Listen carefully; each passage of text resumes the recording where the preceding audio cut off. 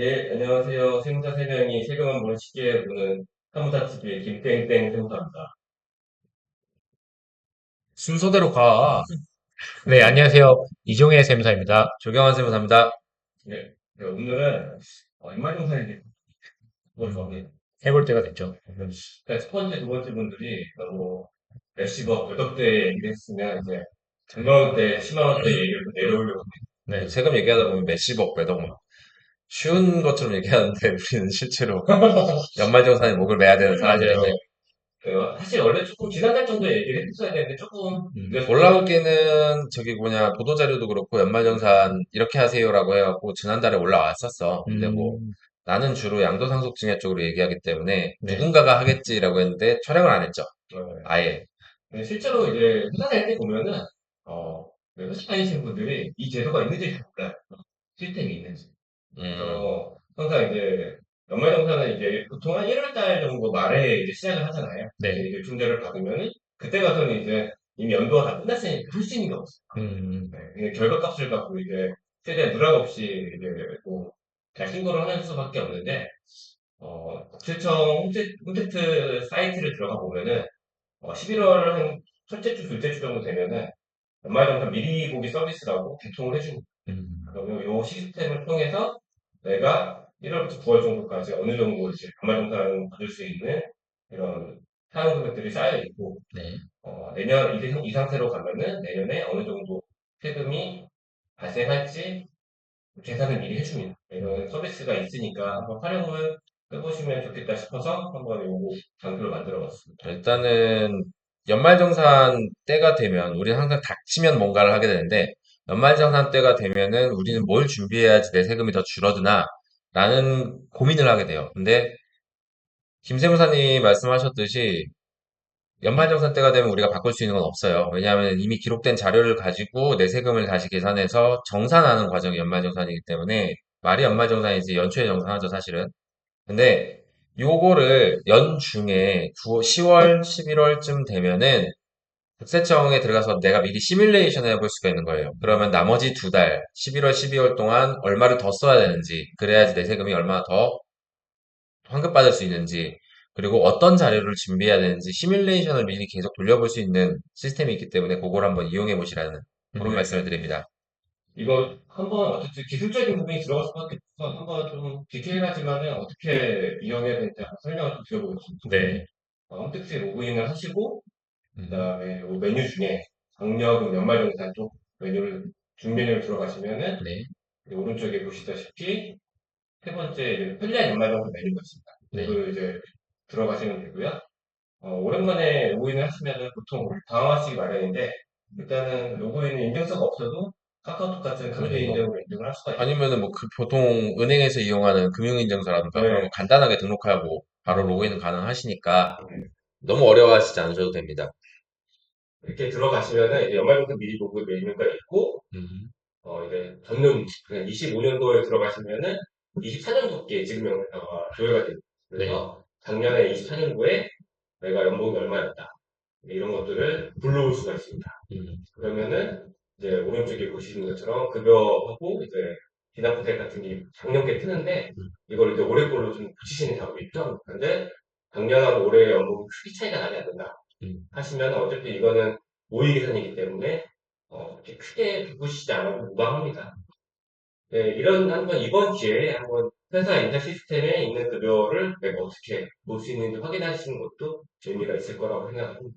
네, 근데 연말정산 전에 홈택스 들어가서 마이 페이지를 들어가면 내가 올해 급여를 얼마 받았고 음, 사업소득은 기타 소득 다른 이제 급여 외 소득을 얼마를 받았는지 그 전달까지는 조회가 가능해요. 음. 그래서 그거 확인하시고, 아, 나 올해 얼마 벌었구나, 라고 해갖고 수정을 해주시면 되니까, 이 부분도 막 그렇게 어려운 부분은 아니에요. 그냥 클릭 몇 번으로 확인할 수가 있습니다. 근로자가 어려워요. 왜냐면, 유명, 안 들어가는 데도 있는데, 보통 한 달에 한 번씩 신고하면은, 바로 전달 것까지는 가능해. 사업자는 요원 생산이다. 그렇게 되는데, 근로자는 매달 신고가 안 돼. 다니 지금. 그래서 아마 매달, 근로자도 그렇게 매달 신고하시는 회사가 있고, 아닌 회사가 있어. 매달 난, 들어가요? 우리, 해갖고 난 지금 내가 매달 체크하는데? 아, 어떻게 매달 들어가지? 보통은 이제 조금 규모가 있는 중견기업 하고 대기업들은 매달 그러니까 지급 명세서가 있는 게 아니라 그냥 금액적으로 수집이 돼 있어. 그런 게 있어요. 지급 명세서 자체는 조회가 안 돼. 좀, 네, 일단은 첫 번째로 보통 여기서 이제 미리보기 서비스에서 인고를 하는 바는 이제 신용카드 사용 현황부터 알려줍니다. 여기 아래쪽에 보시면은 이게 실제 홈택스 화면인데 9월까지의 이제 신용카드 내가 얼마 썼는지 맞아요. 사용 금액을 확인하고 이제 10월 이후에 지출되는 예산 금액들을 입력하면은 신용카드 소득 공제를 내가 얼마나 공제를 받을 수 있는지 미리 계산을 해줍니다. 보통은 내가 한 달에 얼마 쓰는지 머릿속에 네. 있으니까 평균 금액으로라도 근데 신용카드 공제 해봤자 300만 원이잖아요. 450만 원 정도 됐습니다. 세액으로 하면 얼마지? 세율에 따라 다르지. 세율 구간에 따라 거의 어쨌든 15% 해봤자 얼마? 없는 거보단 낫지. 38.5%이신 분들도 있어요. 저 신용카드 이거 몇 천만 원 썼는데 한 꼴랑 몇십만 원 해주는 건 너무 좀 그런 것 같아요. 근데 이거 애초에 근데 신용카드 세액공제를 우리가 당연하다라고 생각을 하고는 있는데 있으면 좋지, 있으면 좋은데 요게 지금 우리 공부할 때부터 해서 계속 율이 줄어들고 있단 말이야. 아, 근데 그 이유가 신용카드 사용 자체를 활성화시키기 위해서 만들어준 게 이거야. 맞아요. 예를 들면은 부가세에서 우리가 신용카드 공제를 해주는 그 부분도 마찬가지고 음, 신용카드를 사용하세요. 소득을 노출해주세요. 이 사람들 소득을 우리가 집계해야 됩니다. 음, 근데 지금은 거의 되잖아. 음. 그렇기 때문에 이제 공제를 없애거나 축소하려는 그게 국세청 원래 취지였어. 그렇죠. 원래도 이게 주특법이었어. 옛날 처음에. 지금은 무슨 뭐, 지금은 흡수법에 들어가 있 홈스에 들어왔나요? 어쨌든 줄이려고 하나 없애려고 하는 거는 아직도 진행 중입니다. 맞아요. 계속 축소시키고 있고 결국에 얘네의 목적은 우리가 얼마를 버는지, 우리가 얼마를 쓰는지, 그걸 알고 싶어 하는 거기 때문에 지금 거의 다 알게 된 상황에서는 없어질 수도 있다라는 생각도 저는 들어요. 사실 이게 이 메뉴의 가장 강력점은 제 개인적인 의견으로는 나의 과소비를 반성하게 됩니다. 내가 1월부터 9월까지 너무 많이 썼구나. 남은 4분기라도 해놓고 아껴봐야겠다라는 생각이 드실 수 있습니다. 근데 아끼면 연말정산 환급 못 받아. 그건 좋은 말이지만 이제는 반, 세금을 줄이는 것보다 기부를 하셔야죠. 소비를 줄이시는 게 재테크에도 도움이 됩니다. 그래서 이제 이렇게 다음을 보시면은 네, 남은 4분기 예상액을 입력할 수 있고요. 네. 그러면 일단 잠깐만 아예 친절하게 알려주세요. 음, 그리고 그 아래쪽에 이제 지청 내부에서 이제 저세칙도 알려주고 있습니다. 이제 아, 대중교통이나 전통시장 같은 것들은 공제율이 조금 더 일반적인 신용카드보다 율이 더 강하니까 네. 그런 쪽으로 썼으면 좋겠다 이런 식으로 팁을 주고 이게 약간 중이 제 머리 못 깎는다고. 우리 한참 공부하고 아직은 급여 활동을 안 할 때는 나는 바로 회사를 들어가는 게 아니잖아. 네. 그러면은 어쨌든 신용카드 공제를 이용할 일이 없었고 그리고 지금 이제 근로소득자가 다시 돼가지고 요거를 보고 있으면 직불카드나 전통카드 뭐냐 그런 쪽을 이용하면은 공제율이 더 높아.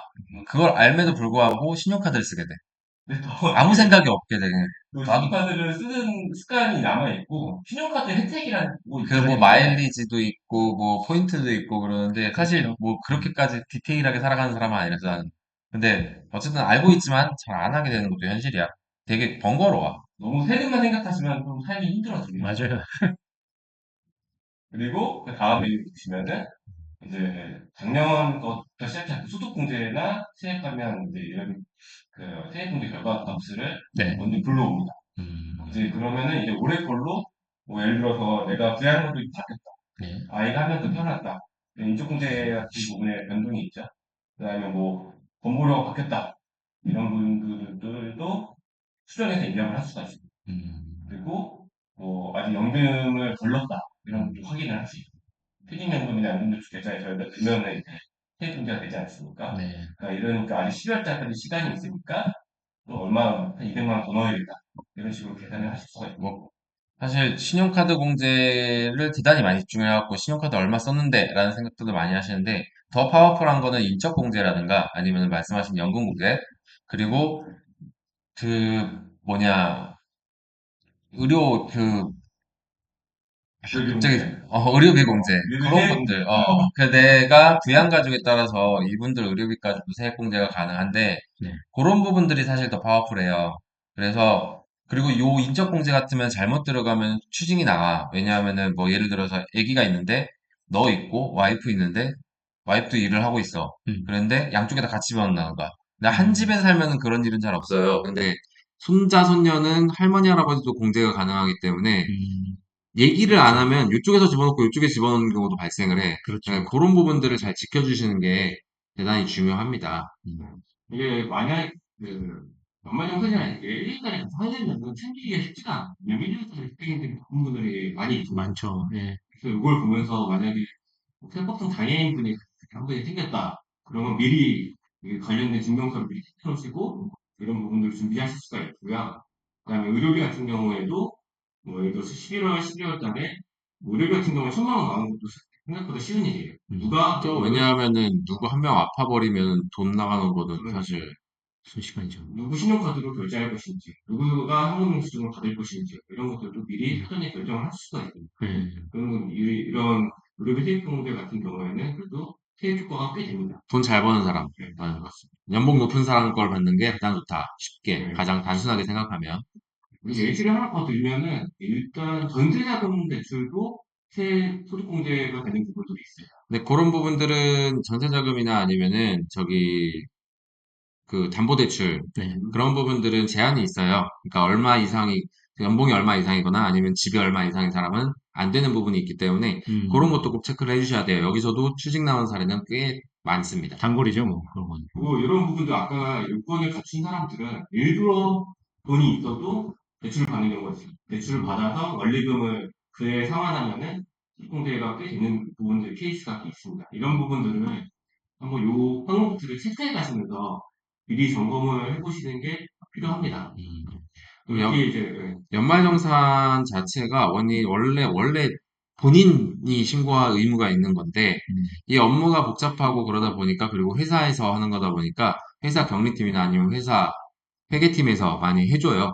근데 그분들도 전문직이 아니기 때문에 잘 모를 수가 있어요. 그리고 그 많은 직원분들을 한 분 한 분 다 설명해 가면서 자세하게 얘기해 줄 수가 없기 때문에 공문으로 한 장 딱 날라오는데 그 공문을 보고 내가 내 요건에 맞는지를 잘 체크해 보셔야 되고 이게 만약에 잘못해갖고 추징됐다 해도 어디다 하소연할 데가 없어요. 그렇다고 경리팀 직원한테 막 뭐라고 할 수도 없고 요거는 저희 같은 전문직 저희도 연말정산을 해드리는데 저희 업체는 근데 저희도 한 분 한 분 그렇게 해주면 너무 좋겠지만 이게 저희도 며칠 안에 데드라인이 있고 너무 많은 수를 해야 되기 때문에 공문을 보내드리고 잘 읽어보시라고 할 수밖에 없어요. 그런 현실적인 부분들이 있으니까 미리 한번 공부를 해보시고 이런 시뮬레이션제도 이용해서 그래서 내 연말정산이 어떻게 되겠구나를 한번 해보시는 게 좋을 것 같습니다. 네, 오늘 말씀 잘 주셨는데요. 이렇게 그 수정사항들을 미리 넣고 계산을 하면은 내가 얼마 내야 되는지, 얼마를 환급받는지 뜹니다. 이러면 이거를 저장하거나 인쇄해갖고 내년도 실제 연말 정산했을 때 나온 하고 비교해보면은 내가 뭘 빠뜨렸는지 그런 부분들을 확인하실 수 있으니까 꼭 한번 이 제도를 활용해 보시기를 추천드립니다. 네. 그리고 요거는 이제 그 국세청에서 이 꿀팁 같은 것들을 좀 알려주는 건데요. 아까 얘기했던 내용들도 있습니다. 신용카드보다는 뭐 체크카드나 현금영수증을 쓰면은 좀 공제율이 높다. 그다음에 신용카드로 소득공제 불가한 것들이 있으니까 이런 것들은 좀 주의해서 써라. 그다음에 주택자금도 뭐 수수료나 세액공제 효과가 있으니까 이런 것들도 활용을 해라. 교육비도 뭐 유치원 입학금은 되고 뭐 차량 운행비, 학원 갈 때 이제 차량 같은 거 피업 비용들이 있죠. 그런 거 안 해주고 이런 것들이 있으니까 한번 하셔갖고 이 제도를 꼭 한번 서비스 이용해 보시길 바랍니다. 네. 예, 몇백만 원짜리 얘기를 좀 어떻게 보면 길게 했는데요. 미리 좀 아직 한 달 남았습니다. 사실 그 몇백만 원짜리 뭐 우리가 큰 수만 얘기하는 게 아니라 우리 같은 서민들한테는 이런 몇백만 원짜리 이야기가 더 중요하기 때문에 훨씬 중요하죠. 네. 요거를 저는 그래요. 그러니까 한 번 공부해 놓으면은 어느 정도 한 번 시간을 들여서 공부해 놓으면 이게 금방 잊어버리진 않기 때문에 뭐 연초라든가 아니면 기회를 잡아서 한번 내가 어떻게 쓰고 어떻게 공제를 받아야 되는지에 대한 왁구를 한번 짜놓고 네. 거기에 맞춰서 계속 움직이면서 마지막 이제 연말이 되면 한번 점검해보는 취지로 이런 제도를 활용하면 더 좋지 않을까 라고 생각은 하는데, 사실 저도 제 머리 못 깎아요. 아무 생각 없이 살고 있습니다. 보통 네, 그게 현실이라. 이걸 그렇죠. 항상 못해요. 스스로. 맞아요. 그 내용 말씀을 열심히 드렸는데요. 뭐 내용이 유용하다고 생각하셨으면은 꼭 구독, 좋아요 부탁드리겠고요. 네, 부탁드립니다. 간절합니다. 간절합니다. 구독자 만들고 있어요. 이번 회차에 얘기했어? 끝마쳐야 돼요. 안 되겠다. 감사합니다. 감사합니다. 감사합니다.